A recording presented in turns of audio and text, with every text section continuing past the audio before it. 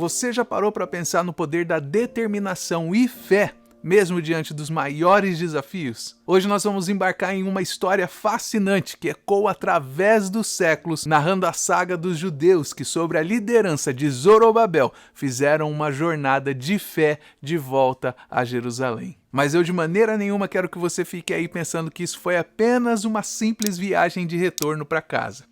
Isso foi sim o começo de um novo capítulo monumental na história daquele povo, de perseverança e de fé. Judá é levado ao cativeiro pela Babilônia e a Babilônia no futuro seria conquistada pela Pérsia. Então nesse momento Judá está no coração do Império Persa. Eles estão sob o reinado de Ciro, um monarca cuja decisão de permitir que os judeus retornassem a Jerusalém e reconstruíssem o seu templo marcou um ponto de inflexão na história. Porque aquela não era apenas uma questão de reconstrução física do templo, mas era a reconstrução da identidade do povo, era a reconstrução dessa conexão com Deus que havia sido brutalmente, por causa dos babilônicos, destruída, interrompida por causa do exílio. E nós vemos também que Zorobabel, ele se destaca na história judaica como uma figura central no período pós-exílio babilônico. Ele, como governador de Judá, ele liderou o retorno dos judeus, aqueles que estavam exilados à sua terra natal. E ele faz isso cumprindo o decreto do rei Ciro,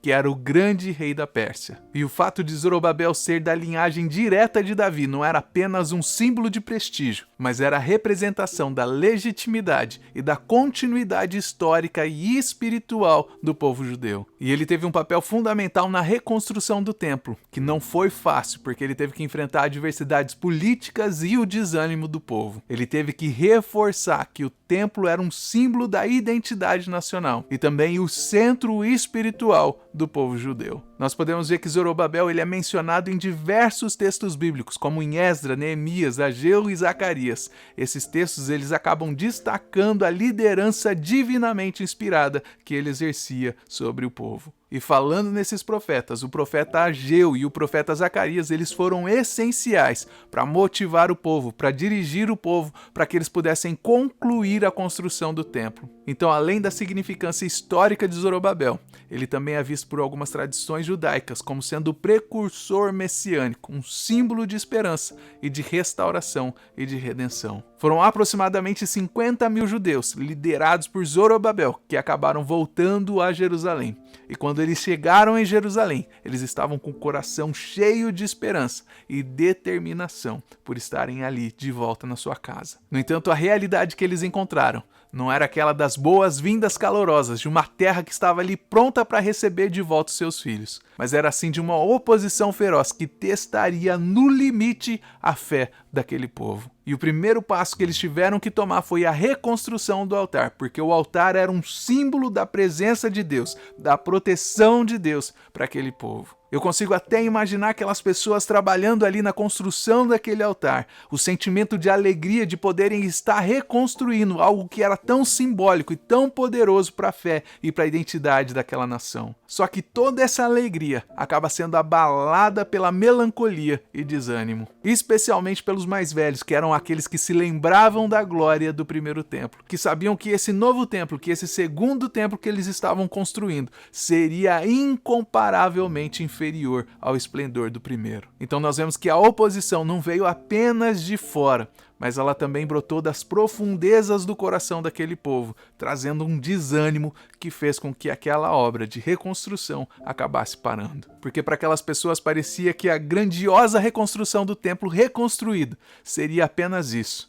Seria uma visão de um sonho inatingível. Então a obra parou e o desânimo acabou se instalando no rosto de cada cidadão que estava ali participando daquela reconstrução. Mas o que nós sabemos através da Bíblia é que essa história ela não termina aqui. Porque no momento crucial da história, a voz profética de Deus, através de Zacarias e Ageu, ela começa a reacender o fogo da determinação no coração daquele povo. Porque as suas palavras, elas não foram apenas encorajadoras, elas foram catalisadoras, elas foram transformadoras de desânimo em ação, transformando dúvida em fé, transformando fé em ação. E é nesse momento que vale a pena para mim e para você refletir sobre o valor inestimável de ter pessoas ao seu redor, pessoas que te aproximam de Deus, verdadeiros amigos, profetas que estão na sua vida, que têm o dom de falar vida na nossa existência. A jornada dos judeus nos ensina que, além da liderança e das vozes proféticas, a força do coletivo, a força da comunidade unida por um propósito e pela fé é fundamental. Então é por isso que nós precisamos ter amigos na nossa vida, mas não qualquer tipo de amigo,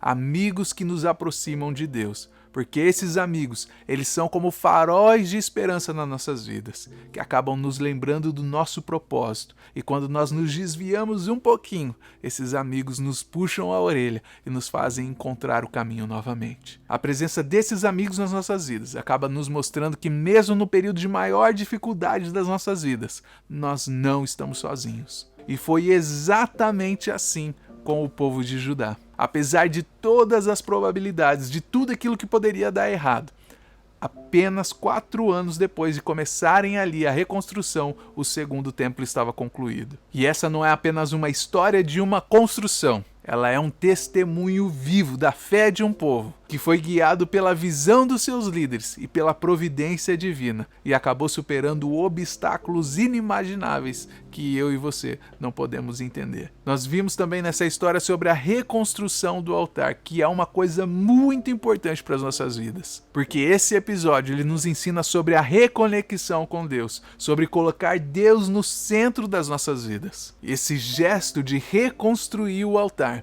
ele tem um significado muito importante para mim e para você nos dias de hoje.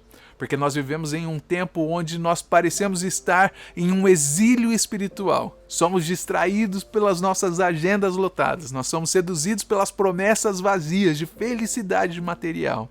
Muitas vezes nós nos encontramos distantes daquilo que realmente preenche as nossas vidas. Porque nós acabamos enchendo a nossa vida com tantas coisas. Nós somos seduzidos por tantas promessas de materialismo. E com tudo isso, muitas vezes a gente não consegue encontrar um espaço nas nossas vidas para viver aquilo que é realmente importante. A história do povo de Judá, ela nos mostra o que realmente é importante. Eles começaram, o primeiro passo foi a reconstrução do altar. E nós precisamos aplicar esse princípio nas nossas vidas também. É preciso iniciar a nossa vida espiritual reconstruindo o altar dentro dos nossos corações. Esse altar que muitas vezes tem sido tomado por tantas outras coisas, onde nós temos entronizado tantas outras coisas dentro dos nossos corações. Nós precisamos reconstruir esse altar e colocar Deus no centro das nossas vidas. Significa, na prática, priorizar o nosso relacionamento com Ele. Dedicar um tempo de oração, um tempo de estudo da palavra, nos relacionar com a nossa comunidade de fé e viver uma vida de acordo com os ensinamentos de Deus. Reconstruir esse altar dentro dos nossos corações. Ele não é um chamado simplesmente para o pastor da sua igreja, para o obreiro da sua igreja. Ele é um chamado para todos e é uma jornada que exige de nós muita dedicação, fé e esperança. Porque assim como os judeus, quando tentaram reconstruir o altar, eles encontraram resistência, eles encontraram dificuldades. Nós também podemos ter a certeza que nós vamos enfrentar desafios que vão testar a nossa fé. Só que nós precisamos sempre ter em mente, nós precisamos nos lembrar que é na perseverança e na confiança em Deus que nós encontramos forças para superar esses obstáculos. Esse ato de reconstrução do altar, depois de voltarem do exílio babilônico, não é apenas uma passagem bíblica para que nós possamos admirar nos dias de hoje. Na verdade, ela é um convite à nossa reflexão, para que nós possamos todos os dias fazer uma escolha consciente aquilo que é sagrado. E se você quiser saber o que acontece depois da reconstrução do altar e da construção do segundo templo de Jerusalém, eu gostaria que você clicasse no vídeo que está aparecendo aqui na tela.